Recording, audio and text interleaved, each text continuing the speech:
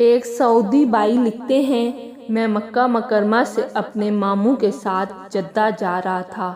اگر آپ جدہ سے مکہ جائیں تو ہائی وے کے کنارے ویرانے میں ایک مینار والی مسجد نظر آتی ہے۔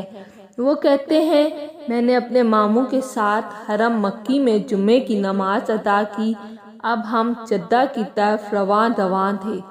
گاڑی میں ڈرائیور ڈرائیو کر رہا تھا، ماموں ساتھ والی سیٹ پر بیٹھے باتیں کر رہے تھے۔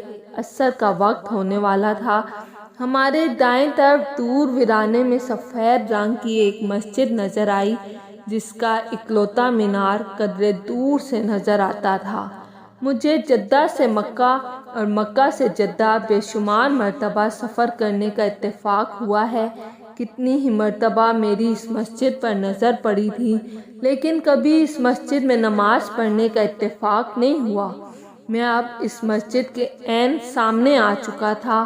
آپ جانتے ہیں کہ مکہ جدہ روڈ پر بے شمار خوبصورت مساجد ہیں، جہاں ہر وقت بہت رونق رہتی ہے، مگر آج نہ جانے کیوں میرا رخ اسی ویران اور بے آباد مسجد کی طرف ہوتا چلا جا رہا تھا۔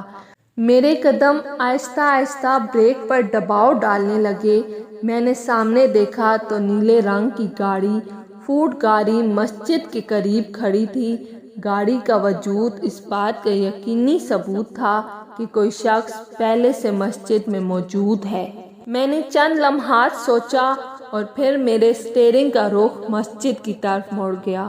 مسجد تک باقاعدہ راستہ نہیں تھا، سامنے ریت تھی اور جھاڑیوں کے درمیان ایک غیر واضح راستہ مسجد کی طرف جاتا ہوا دکھائی دیتا تھا۔ میں آہستہ آہستہ مسجد کی طرف بڑھنے لگا۔ یہ مسجد چھوٹی چھوٹی پہاڑیوں کے درمیان ہے۔ گاڑی کھڑی کر کے میں نیچے اترا، ماموں بھی ہمراہ تھے۔ فضا پر خاموشی چھائی ہوئی تھی۔ ہم دونوں مسجد کے صحن میں داخل ہوئے تو دیکھا مسجد کے اکلوتے کمرے میں ایک نوجوان بڑی اونچی آواز میں قرآن کریم کی تلاوت کر رہا تھا۔ وہ سورہ رحمان کی تلاوت کرتے ہوئے رو رہا ہے۔ میرے ذہن میں خیال آیا کہ ہم کیوں نہ مسجد کے باہر انتظار کریں اور اس نوجوان کی خوبصورت آواز میں تلاوت سنیں۔ میں کچھ دیر تلاوت سنتا رہا، پھر میرے ذہن میں خیال آیا کہ مسجد کے ہال میں داخل ہونا چاہیے۔ میں نے آگے بڑھ کر جھانکا۔ مسجد کی حالت بڑی ہی شکستہ تھی۔ گرد و غبار سے اٹھی اس مسجد میں غالباً مدتوں کسی نے نماز نہیں پڑھی ہوگی۔ میں آگے بڑھا۔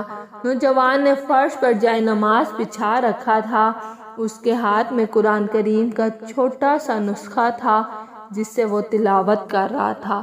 میں نے دائیں بائیں دیکھا، مسجد بالکل خالی تھی۔ میں نے نوجوان کو پیچھے سے آواز دی اور سلام کیا۔ نوجوان نے گردن موڑ کر ہماری طرف دیکھا۔ اس کے چہرے پر تعجب کے آثار تھے۔ مجھے یوں لگا کہ ہم نے اسے تنگ اور پریشان کیا ہے۔ وہ بڑے مزے میں تلاوت کر رہا تھا۔ اس نے سلام کا جواب دیا۔ میں نے پوچھا، کیا آپ نے عصر کی نماز پڑھ لی ہے؟ کہنے لگا، نہیں۔ میں نے کہا، نماز عصر کا وقت ہو چکا ہے، ہم نماز پڑھنے کے لیے رکے ہیں، کیا خیال ہے مل کر نماز ادا نہ کر لی جائے؟ اس نے موافقت میں سر ہلایا۔ ہم 3 تھے۔ میں نے اقامت کہنے کا ارادہ کیا تو دیکھا کہ وہ نوجوان قبلے کی طرف دیکھ کر مسکرا رہا ہے، لیکن وہ کسے دیکھ کر کیوں مسکرا رہا ہے؟ میں نے سوچا۔ اچانک میں نے سنا وہ نوجوان اپنے منہ سے دبے لفظوں میں کسی سے باتیں کر رہا ہے۔ میرے کانوں نے سنا، وہ کہہ رہا تھا، یعنی خوش ہو جا، اب باجماعت نماز بھی ہونے لگی ہے۔ ماموں نے میری طرف تعجب سے دیکھا۔ میں نے ماموں کو نظر انداز کرتے ہوئے نماز پڑھانی شروع کر دی، مگر نماز میں بھی میرا ذہن اسی کلمے پر اٹکا رہا اور باجماعت نماز بھی ہونے لگی ہے۔ وہ کس سے باتیں کر رہا تھا؟ ہمارے سوا تو اس مسجد میں کوئی بھی نہیں، یہ مسجد تو بالکل خالی ہے۔ کیا یہ نوجوان پاگل اور دیوانہ ہے؟ ہم نماز سے فارغ ہوئے تو میں نے اس کی طرف ٹکٹکی لگا کر دیکھنا شروع کیا۔ وہ ابھی تک اپنی انگلیوں پر تسبیح پڑھ رہا تھا۔ میں نے اسے کہا میرے بھائی تم کیسے ہو؟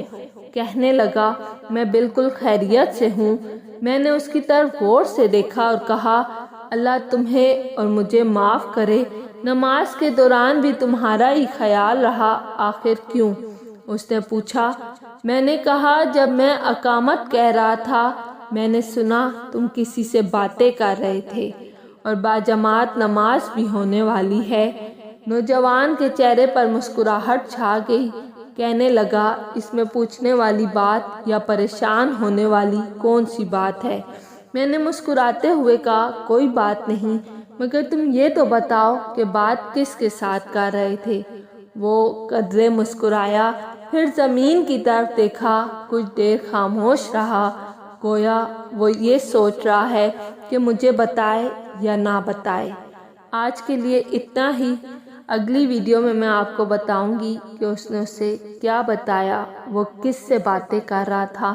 اگر آپ کو میری ویڈیو پسند آئی ہے تو لائک اور سبسکرائب لازمی کیجیے گا۔